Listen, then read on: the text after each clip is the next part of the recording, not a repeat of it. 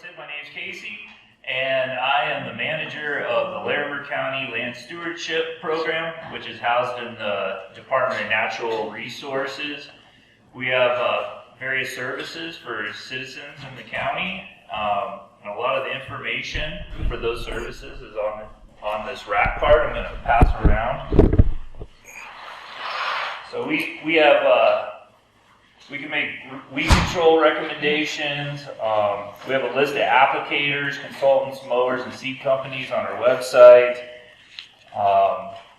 We do the noxious weed compliance throughout the entire county. We can help identify weeds. If you have a plant that you don't know what it is, you can bring it by our office or send us a photo over email. If you do that, try to make sure that there's a flower on the plant before you send it, because we get a lot of plants that are just like green, leafy things. It's hard to tell what they are. You can also report insect or plant pests. And we have a county forester who does free site visits throughout Larimer County. So if you have some tree issues, you think you might have tree disease issues, call our front office. The phone number, the forestry phone number is actually on here, so you can call the forester directly. Alright, I put this presentation together the last couple days, and I want to give just a broad overview of what noxious weed management is, what noxious weeds are, talk a little bit about the Colorado Noxious Weed Act, which is what noxious weed management falls under in the state of Colorado. And then we'll dive into topics on cheatgrass. So we'll talk a little bit about cheatgrass identification, cheatgrass ecology, and management tools. I left hopefully enough time to answer a bunch of questions for cheatgrass. It's really important to understand the difference between a weed and what a noxious weed is. The most basic definition of a weed is a plant that's out of place. This could have been a tree that you planted really close to your garage, and now it's gotten so big that it's growing into the roof or the building. It could be, if you have a turf lawn, it could be a dandelion. It's just a plant that you don't want to be where it is. And within this definition, some can be native. I know a lot of ranchers consider larkspur a really bad weed because it's toxic to livestock. So then we have noxious weed, which is legally defined by the state Department of Agriculture. And these are plants that are recognized as having a negative impact on the environment, economy, or human health here in Colorado. And all of them in Colorado are non-native exotic species that are coming from abroad, Europe, Asia. Some states have native plants on their noxious weed list, like poison ivy, for example, but we do not in Colorado. And then, does anybody recognize this beautiful specimen? That's probably the biggest mullen I've ever seen. That was up at Hermit Park Open Space. We found that.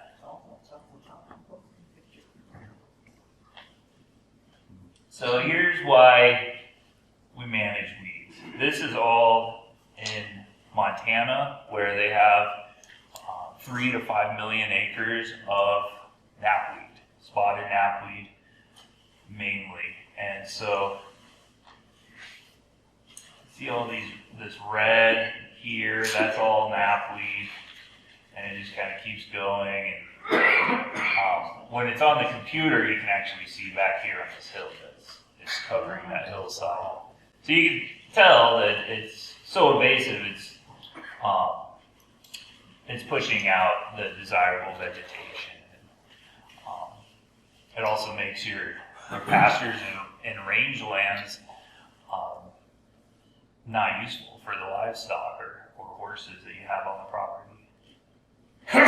So here's a local example. This is all diffuse snapweed. And I apologize because they're all kind of the same color as the background, but this is at an open space in Boulder County on the southeast buffer.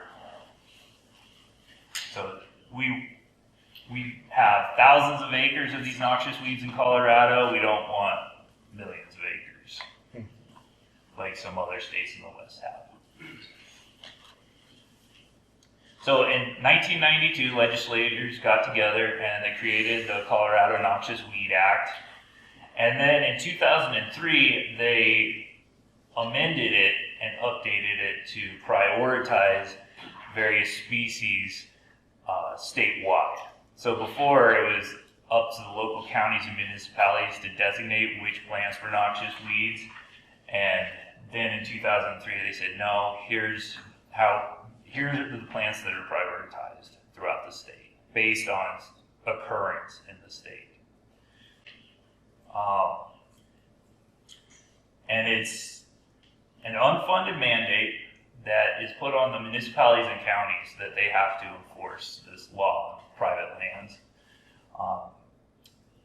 They're also responsible for noxious weed management on right-of-ways.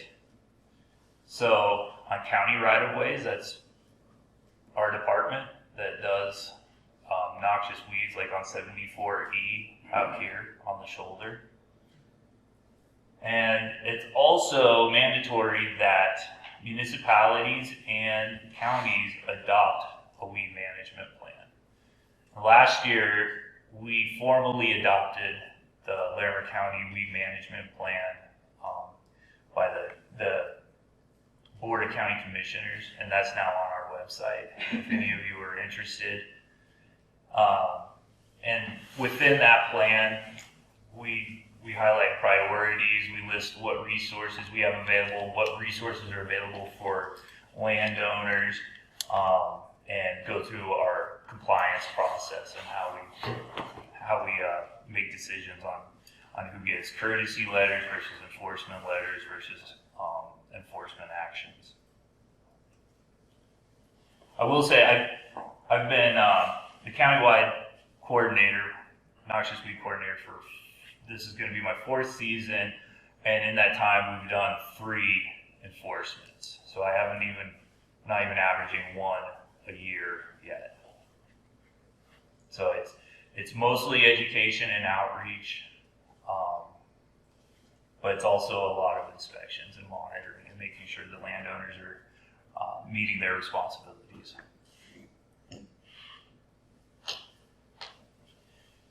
So it's the landowner's responsibility to control noxious weeds. However, if private land abuts a state public lands or county lands or city lands, then it's the responsibility for those municipalities or counties to manage their weeds first before it's up to the private landowner. We do a lot of education and outreach through site visits, presentations, literature. Our website has pretty much all the information on there. And when absolutely necessary, then we will get a right of entry from the Board of County Commissioners, go in on private lands and manage the weeds, and then send a bill to the landowner. But as I said, it's pretty rare. And then there's different management goals depending on what species you have on your property.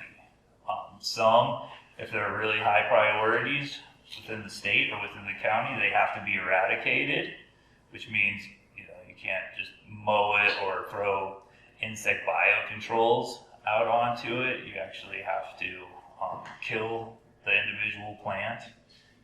Or other plants that are less of a priority, but we still don't want spreading onto neighboring properties, have to be suppressed. So that's where you can mow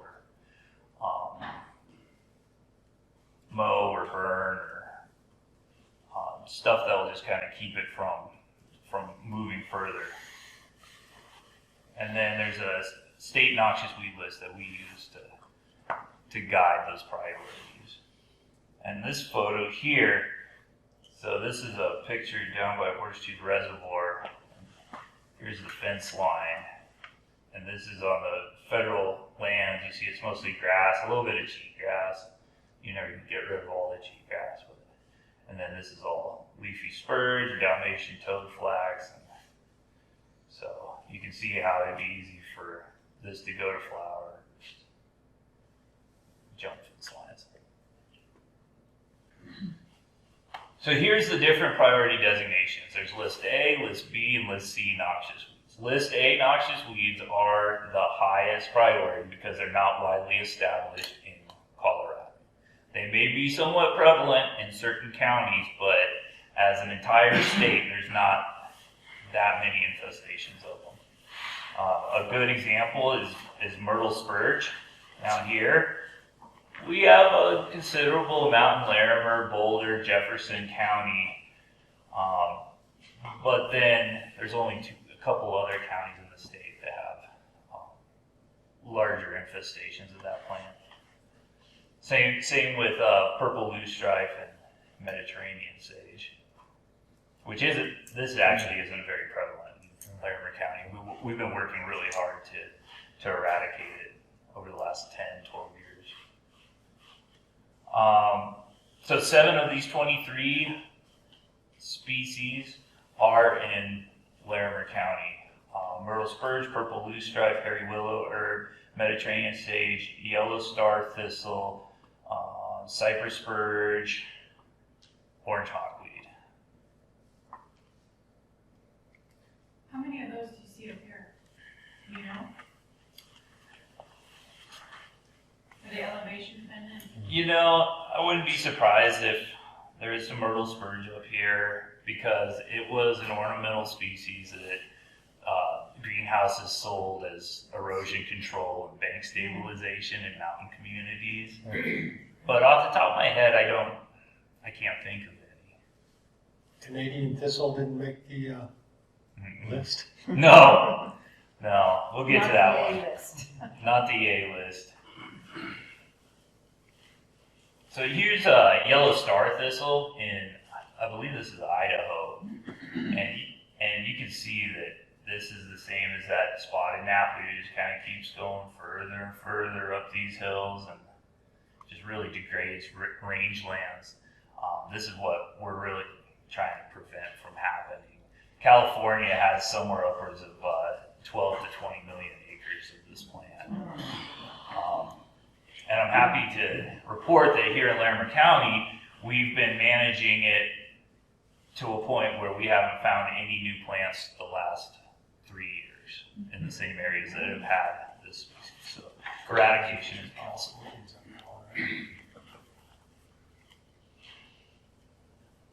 So the state List B noxious weeds are plants that are established pretty widely throughout Colorado. They might not be in every single county, or they might not be very many plants in every single county, but there's a lot more than the List A species. So some have to be suppressed and kept from going to seed and moving from property to property, while others have to be eradicated. A good example of this is black henbane. We have 2 or 3 parcels in Estes Park that have this plant on it. And other than that, there's no more that we know of throughout the entire county. But then you have other plants like scentless chamomile, and Dame's rocket, and bouncing bed. They're everywhere. So if we get a complaint or we see a really, really large infestation, it's something that we'll ask landowners to manage. It does look like a lilac. It's the same family. It's the same flower, really. It's not a bush though, right? No, it's not. Again, that's another ornamental species that people planted because it's really pretty, and then it just took off the mountain. And we have 28 of 37 List B species in Larimer County. That's all the thistles. So we got bull thistle, musk thistle, Canada Africa thistle, Scotch thistle, or I should say 4 out of the 5 thistles. We don't have plumeless thistles. And when thistles start getting about this tall, the flowers start developing, or the pappus blows in the wind, we get flooded with calls. I think that's why like Canada thistle is a list B and not a list C, is because everybody hates it. Or a lot of people really hate it.